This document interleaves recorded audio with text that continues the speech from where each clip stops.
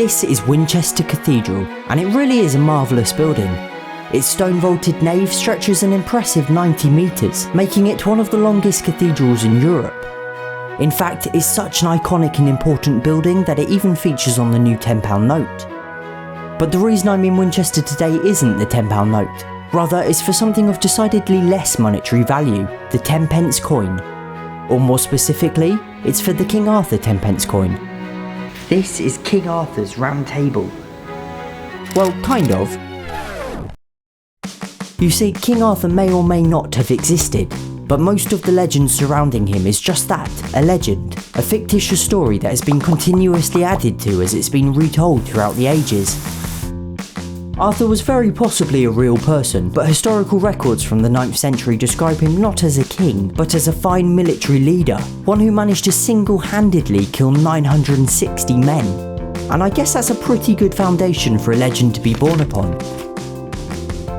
Over the next few hundred years, the story really began to gain traction, with various different authors adding new characters: Merlin the Wizard, Lancelot, Mordred the Traitor, as well as introducing locations, including Tintagel Castle and the city of Camelot, very likely based upon Winchester itself. And then in 1155, a whole 300 years after the first mention of Arthur, the Round Table was introduced.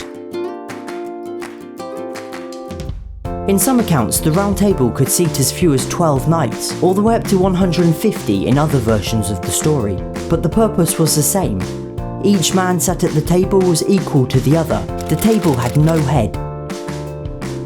I guess my whole point is that we can say with some certainty that the Round Table was a fictional addition to the story, and did not in fact exist. So then what's hanging up in Winchester's Great Hall? Well, the answer is quite literally at the centre of the table. So right in the middle is a Tudor rose. The Tudors were around from the late 1400s to the very early 1600s, and by this point, the legend was at the height of its popularity, with hundreds of years of fantastical embellishment. King Arthur was popular and he was admired, and the Tudors claimed very adamantly that they were direct descendants from him. And at the time, no one really knew if this was true or not, nor did they have any reason to suspect otherwise. So when King Henry VIII got his hands on a round table that had been built for a tournament 200 years earlier, he had it painted with his own face as Arthur's.